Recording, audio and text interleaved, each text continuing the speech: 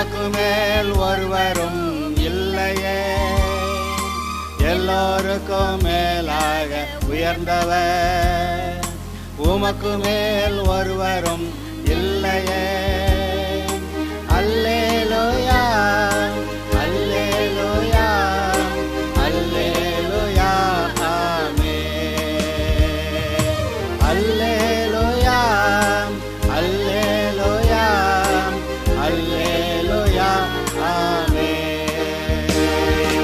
ஒருவரால் சிருஷ்டிக்கப்படாமலே தாமாக என்றென்றும் இருப்பவர், ஒருவரால்.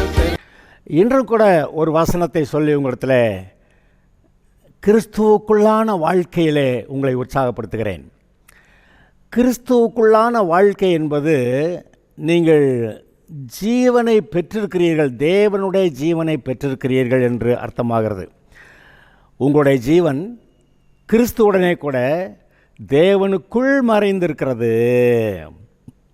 உங்களுடைய ஜீவன் கிறிஸ்துவுடனே கூட தேவனுக்குள் மறைந்திருக்கிறது. எந்த உலக வல்லமையும் பிசாசும் உங்களை கிறிஸ்துவுடைய வல்லமையிலிருந்து, கிறிஸ்துவிடத்திலிருந்து பிடுங்க முடியாது. எவ்வளவு உபத்திரவங்களோ பிரச்சனைகளோ எதுவாக இருந்தாலும் கிறிஸ்துவின் அன்பை விட்டு நம்மை பிரிக்க மாட்டாது என்று நான் நிச்சயித்திருக்கிறேன் என்று பவுல் எழுதியிருக்கிறதை நீங்கள் வாசிக்கிறீர்கள். நீங்கள் கிறிஸ்துவுக்குள்ளாக இருக்கிறீர்கள். ஆதலால் பாருங்கள், நீங்கள் உண்மையிலேயே அந்த தேவனுடைய ஆசீர்வாதத்தை சுதந்திரித்து வாழ்கிறவர்கள். நான் இன்னொரு வசனத்தை உங்களுக்கு வாசிக்கிறேன் பாருங்கள். யோவான் 1 யோவான் 4வது வசனம். பிள்ளைகளே, நீங்கள் தேவனால் உண்டாயிருந்து அவர்களை ஜெயித்தீர்கள். எவர்களை ஜெயித்தீர்கள்னு வாசிச்சிருவோமா? பிரியமானவர்களே, உலகத்தில் அநேகம் கள்ளத்தீர்க்கதரிசிகள் தோன்றியிருப்பதனால நீங்கள் எல்லா ஆவிகளையும் நம்பாமல் அந்த ஆவிகள் தேவனால் உண்டானவைகளோ என்று சோதித்து அறியுங்கள். தேவ ஆவியை நீங்கள் எதனாலே அறியலாம் என்றால், மாம்சத்தில் வந்த இயேசு கிறிஸ்துவை அறிக்கை பண்ணுகிற எந்த ஆவியும் தேவனால் உண்டாயிருக்கிறது. பூமியில் மனுஷனாக குழந்தையா பிறந்து வளர்ந்து சிலுவைக்கு போன அந்த இயேசுவை, மாம்சத்தில் வந்த இயேசுவை விசுவாசிக்கிற நீங்கள் யாவரும் என்று போட்டிருக்கிறது. தேவ ஆவியை நீங்கள் எதனாலே அறியலாம் என்றால், மாம்சத்தில் வந்த இயேசு கிறிஸ்துவை அறிக்கை பண்ணுகிற எந்த ஆவியும் தேவனால் உண்டாயிருக்கிறது. மாம்சத்தில் வந்த இயேசு கிறிஸ்துவை அறிக்கை பண்ணாத எந்த ஆவியும் தேவனால் உண்டானதல்ல. வருமென்று நீங்கள் கேள்விப்பட்ட அந்தி கிறிஸ்துவனுடைய ஆவி அதுவே. அது இப்பொழுதே உலகத்தில் இருக்கிறது.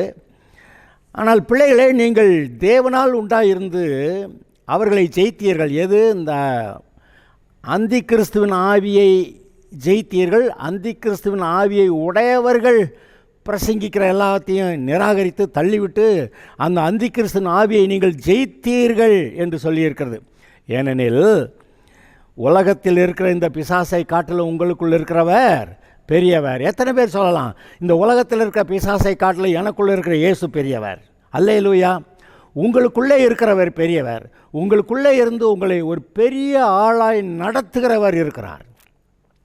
உங்களுக்குள்ளே இருக்கிறவர் பெரியவர். உங்களுக்குள்ளே இருந்து உங்களை மிகவும் வெற்றியுள்ள ஆசீர்வாதமான ஜெயமான வாழ்க்கையில் நடத்துகிறவர் ஒருவர் இருக்கிறார். அதனால தான் அவருடைய சித்தத்துக்கு இடம் கொடுக்கணும், அவருடைய வார்த்தையின்படி வாழணும், அவருடைய ஆலோசனையை கேட்கணும், அவருடைய வழிநடத்தின்படி வாழணுன்றான். இன்றைக்கும் கூட உங்களுடைய இருதயத்தில் கர்த்தர் என்ன பேசுகிறார் என்று கண்டு அந்த வழிநடத்தலை கேட்டு முன்னேறுங்கள். நீங்கள் ஜெயிக்க பிறந்தவர்கள். Okay, God bless you.